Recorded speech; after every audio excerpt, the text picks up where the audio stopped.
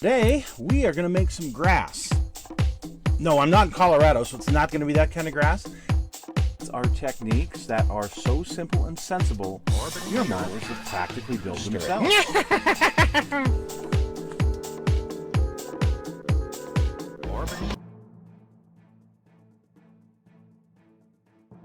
Hello folks, it's Mad Dog Merv, and today I am actually going to start working on my M47 kit. I reviewed this for the channel some time ago, and I'm finally decided what I'm going to do with it, and I'm going to get around to building it. Yay for me.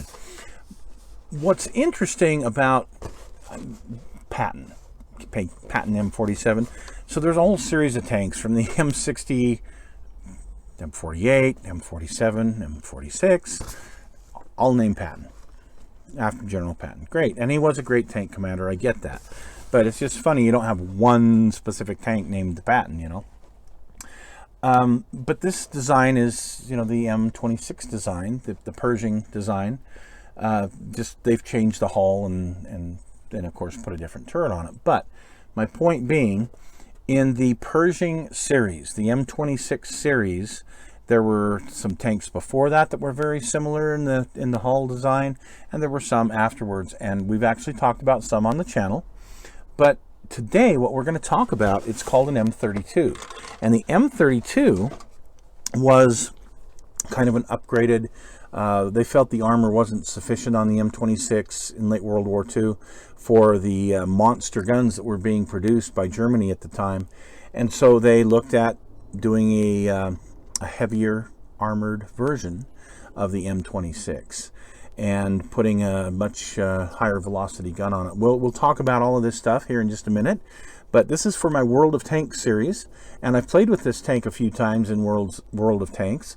I currently don't have it in my tech tree for a good reason. It's, you know, just not as good as I thought it would be, but the build was a lot of fun, and hey, it's another cool tank in that whole World of Tanks series. So stick with Mad Dog Merv. We're going to go over the build I did of an M32 American tank. So in my American tech tree, I picked up the T32 and wanted to just kind of try it out. I really do like Pershings. I like all of these variants of the Pershings. The one thing I found out was it just didn't have the hitting power that I thought. Mobility wasn't too bad, armor wasn't too bad, but really this just is not my cup of tea as far as the performance goes. So how and why was the T32 developed? Well, despite the promising performance in the final stages of World War II by the M26 Pershing, it was thought to be too lightly armored to do battle against those big heavy German tanks, and particularly the ones that were on the drawing board. Things such as the Tiger II and some of the even bigger ones that they had coming up. So they wanted to up armor the Pershing, if you will. Work began early in 1945 to develop a significantly heavier variant of the M26. So using data that they had collected from the T29 project, and you've heard me talk about the T29 before, one of my favorites, but they incorporated an experimental 90mm gun that fired an APCR, or armor-piercing composite rigid ammunition. Very similar to the gun that was on the Super Sherman, had a big, long barrel. It was the T15E2 gun. And it utilized a similar experimental 90mm ammunition to what they had on that Super Sherman. Anyway, the counterweight in the back of this turret was enlarged substantially to offset the gun's weight. There was another variant of the T32 made, by the way, that eliminated weak spots in the front by removing the hull-mounted machine gun. Of course, that wouldn't have worked well in Korea because they really needed it there. But anyway, as a result of all these changes with the weight and the other things they needed with the tank, the M26 chassis had to be expanded, and they added an extra road wheel, bringing it to 7 on each side to reduce the ground pressure of the heavier tank. So there were a total of 4 of the T32s built, 2 just regular T32s and 2 of the T32 E1s. I've decided I'm going to go ahead and model just a regular old T32.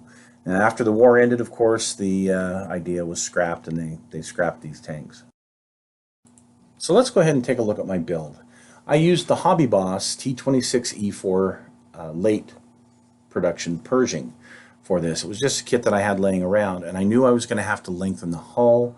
I knew I was going to have a different gun. I was going to have a bigger counterweight on the back, a whole bunch of things. So I actually was really looking forward to the challenge of trying to replicate as close as I could the T26. Those who've watched my shows know that I love extra parts in model kits. And the Takom T29, well, it comes with extra parts, which is awesome. I'm using the mantlet here on the left, the one with the blast bag I could have used, but I decided not to go that way. I did have to modify it a bit, and of course I had to get a gun to replicate that T15 Echo 2. Nice, big, long gun. You know, in my World of Tanks stuff, I love these tanks with the big, long guns. Reach out and touch somebody.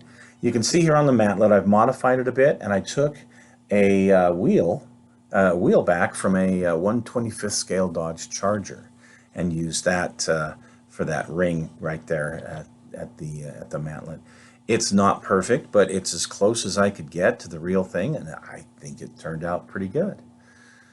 So looking at the size of this thing, you can see I had to modify it and make it longer. So I cut the chassis in one spot. I added an extra road wheel, and then I cut the whole upper deck area in a different spot and went ahead and modified that as per the overhead view that I had of the T32 design. So you can see it's a little bit different, and the exhaust is definitely different.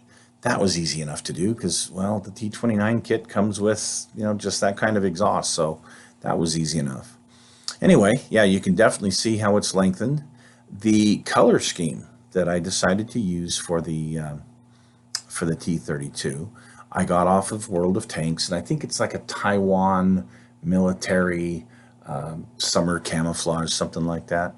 Yeah, you really see in this view how much longer the actual chassis is, and of course that gun compared to a regular 90. So anyway, here it is with the 7 road wheels on the side. It looks like a weird Pershing shirt, doesn't it? Or that, what was it, the M26 that came out that was based off the Pershing, just a different wheel. Anyway, different wheel, different engine. But here's good side view, some of the gear that I threw on there. Painted the periscope windows blue.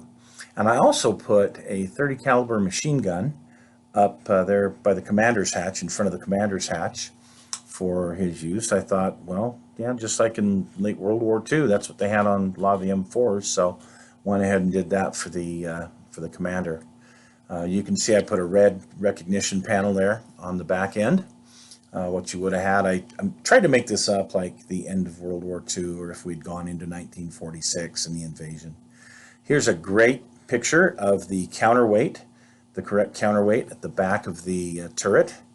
That it was not the same as the one on the Super Pershing or the regular Pershing. And I can't remember what I made this out of, other than like a half of a B-17 wheel or something like that. Seriously, that's parts box for that. And another view of all the gear and the paint job and the markings. Tried to do the, you know, late war, like Pacific type of thing. So here it is in World of Tanks. This is the one that I was playing with in World of Tanks. And you can see the deck is a little bit different than the deck on my model. Again, the constraints of what I had to work with. The rear end is much different, and just kind of a good overview here of it. So thanks for joining us, and we'll look at some other World of Tanks tanks. You're welcome. Some other time.